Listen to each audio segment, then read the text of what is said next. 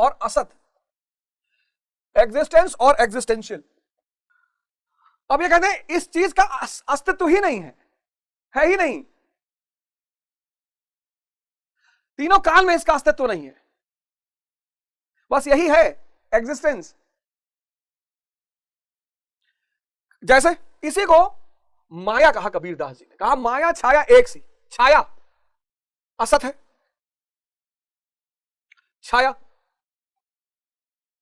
असत है, शरीर असत है, सपना असत है, पैसा असत है,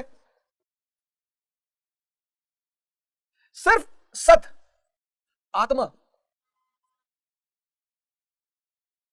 ऊर्जा, छाया बनती तो है ना, होती नहीं। डार्कनेस, अंधकार, किसी का तो पॉलिथीन में भर के ले आए अंधकार, असत।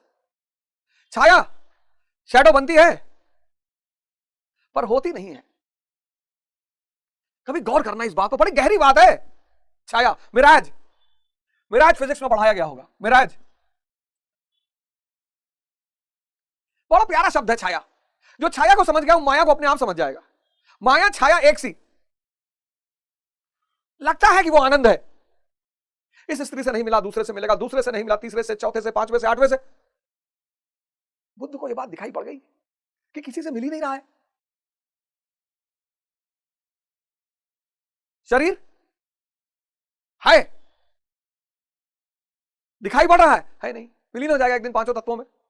सपना है, रात में सपना सब देखते हो, साबित नहीं कर सकते, दिखा नहीं सकते, है। पैसा है, पर चैतन्य को नहीं खरीद सकता, इसकी लिमिट है। पैसा सिर्फ जड़ को खरीद सकता है, बस। पैसा भी जड़ है, और जड़ आदमी के हाथ में अगर पड़ जाए तो दारू, शराब, मुजरा। इसीलिए कहा गया ना, पूत सपूत तो का धन संचय, और पूत कपूत तो का धन संचय। आजकल लोग कहते हैं कि भैया अपने साथ पुस्तक का इंतजाम करिए। मुगल से ज्यादा कह के जा पाइबो, जितना मुगलों ने किया था उससे ज्यादा करके जा पाओगे।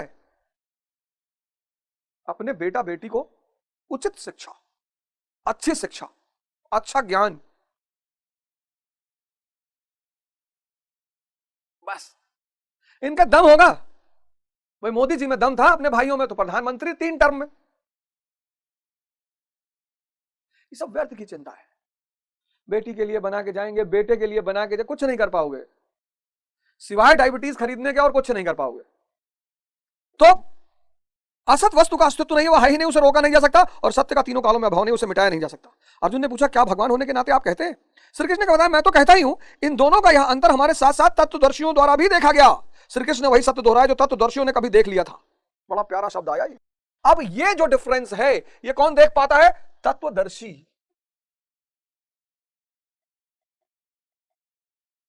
जैसे बुद्ध तत्वदर्शी,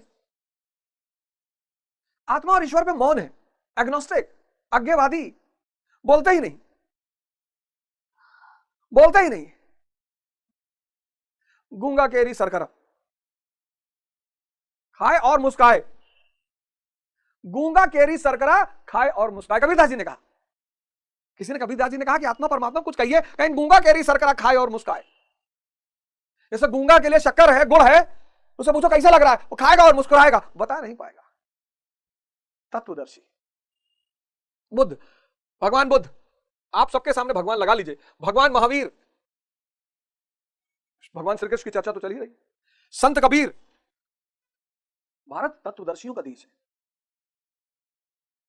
संत रविदास, गुरु नानक देव जी, महाराज अलगानंद, आशुतोष महाराज, यदा यदा ही धर्मस्य ग्लानिर्भवति भारत अभ्युत्थानम धर्मस्य तदात्माहनम सजाम्यहम्। जब जब तुम धर्म को भूलोगे, नियम को भूलोगे, शक्तियों को भूलोगे, तब तब मैं आऊंगा। ये देखो अपना वचन पूरा किया। यदा यदा ही धर्मस्य ग्लानिर्भवति भारत अभ्युत्थानम धर्मस्य तदात्मानं सजाम्यहम्। जब जब तुम धर्म को भूल जाओगे मैं आऊंगा। ये देखो, एटसेट्रा एटसेट्रा एटसेट्रा, सबका नाम जोड़ लो। ईसा मसीह जी का नाम जोड़ लो, मोहम्मद साहब का नाम जोड़ लो, हजरत मूसा का जोड़ लो, सबका। ये सब तत्वदर्शी हैं जिन्होंने देखा। लेकिन चूंकि ये ज्ञान ऐसा है, ना तो किसी को दिया जा सकता है, ना किसी को बताया जा सकता है। तुम एक गोरख धंधा हो। नुसरत फतेह अली खान की ये गीत आप जरूर सुनिएगा। हो भी नहीं और हर जगह हो, मंदिर मस्जिद तेरे मैखाने, कोई ये माने कोई वो माने, असलियत लेकिन तू जाने। तुम जो चाहो तो सारे अर्श बुलाकर महबूब एक ही रात में मिराज करा देते हो। ये सब तत्वदर्शी, ये सारे तत्वदर्शी संत हैं। और इन सारे तत्वदर्शी संतों ने इस भेद को देखा। आदमी इसी में उलझ गया, असत में। आदमी की सबसे बड़ी दिक्कत यही है, वो असत में उलझ गया, पैसा कमाने में परेशान हो गया। इसको कमा लो, पैसा गुलाम है इसका। अरे साधु बनने से क्या होगा, सन्यासी बनने से क्या होगा? भैया मेरे, तुम्हारा मन और तुम्हारी शरीर अगर शक्तिशाली नहीं है, कितना पैसा कमा लोगे? जब तुम्हें पता चल जाए कि संसारिक धन आत्मिक धन का गुलाम है, अगर तुम्हें यह बात पता चल जाए कि सर्वोपरि है आत्मिक धन, आत्मिक धन, संसारिक धन, दो धन हुए, और ये जो संसारिक धन है ये गुलाम है किसका? आत्मिक धन का। इसीलिए भारत में कभी भी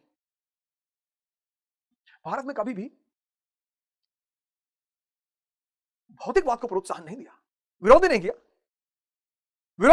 लेकिन प्रोत्साहन भी नहीं दिया। और इस्लाम तो कैपिटलिज्म, मतलब मुसलमान जिस दिन अपने धर्म को समझ जाएगा उस दिन रोएगा बहुत।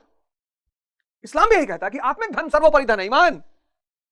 फिर यह धन तुम्हारा गुलाम हो जाएगा। लेकिन लोग क्या सोच रहे हैं कि अगर हम अध्यात्म के रास्ते पे चले, अगर हम धर्म के रास्ते पे चले तो दुनिया छूट जाएगी, दुनिया बहुत ताकतवर रूप में पकड़ में आ जाएगी। आओ कभी महाराज अलगानंद जी के आश्रम में, एक से एक कुबेरपति, धनपति, कलाकार, कौन नहीं आता मिलने, दर्शन का अभिलाषी। नहीं, परिवार तो नहीं है, परिवार पूरा ब्रह्मांड है। तब देखने का नजरिया है। तुम्हारे पास बुढ़ापे में एक लड़का, वो भी तुमको ले गया वृद्धाश्रम छोड़ाया, और महाराज जी के पास पहले हाथ बुजुर्गियत है ही नहीं, और ऊपर से 10,000 शिष्य खड़े हैं हाथ लगाने के लिए, एक हटेगा दूसरा लगा लेगा, दिखाई नहीं पड़ता, दिखाई ही तो नहीं पड़ता। सत असत और तत्वदर्शी, ये जो सत असत का भेद है ये सिर्फ तत्वदर्शी, ये भगवान बुद्ध, ये सब यही बात सिखा रहे हैं। श्रेष्ठतम पर आ जाओ, निम्नतम तुम्हारा गुलाम हो जाएगा। मतलब हाईयर स्टेज पे आ जाओ तो जो छोटी छोटी चीजें तुम्हारी गुलाम हो जाएंगी। तुम कह रहे हो अगर छोटी चीजें मैंने छोड़ी, अगर बड़ी मैंने पकड़ी तो छोटी छूट जाएगी। तुम भगवत्ता को उपलब्ध हो गए, ये सारा ब्रह्मांड तुम्हारा, तुम 10 शादी कर लो यार, कोई मना किया है? तुमने जीवन को ऐसा बांट दिया है, तुमने ये कर दिया कि जो आदमी आध्यात्मिक है वो संसारी, जो आध्यात्मिक है वही संसार को बैलेंस रूप से। अब जो आदमी आध्यात्मिक है, जिसके पास ज्ञान है, वो उसके पास अगर धन आएगा तो वो एक अच्छा इंडस्ट्रियलिस्ट भी हो सकता है, क्यों नहीं हो सकता? उद्योगपति हो सकता है। ये उसकी चॉइस है कि वो कहे कि नहीं मैं कोई संसारिक कर्म नहीं करूंगा। ये कर्म शब्द बड़ा प्यारा है, इस पर अभी एक्सप्लेनेशन पर मैं आऊंगा। ये उसकी चॉइस है कि मुझे विवाह नहीं करना, मुझे परिवार, ये उसकी चॉइस है, कंपल्शन नहीं है।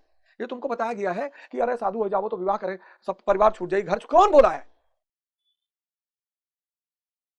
कौन बोला है? इसने संत मैंने नाम लिखे। ये देखो भगवान बुद्ध वापस लौट कर गए और अपने पत्नी और बच्चे को लाए संघ में, क्षमा मांगा।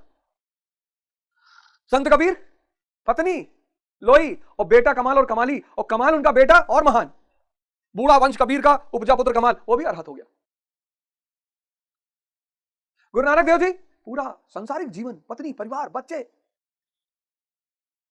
गांव बसा दिया करतारपुर, करता कपूर। भगवान श्री कृष्ण पूरा संसारिक जीवन, राजा भी हैं, सन्यासी भी हैं, मित्र भी हैं, सखा भी हैं, शत्रु भी हैं। कौन बता दिया तुम लोगों को? कौन ये उल्टा सीधा कॉन्सेप्ट दे दिया?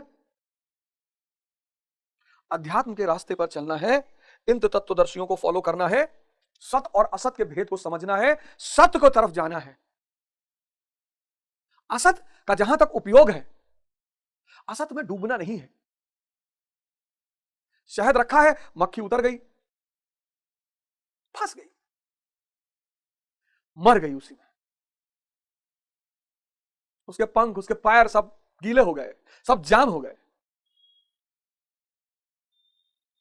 अब मक्खी की मृत्यु को देखकर क्या इस बात का डिसीजन लेना कि शहद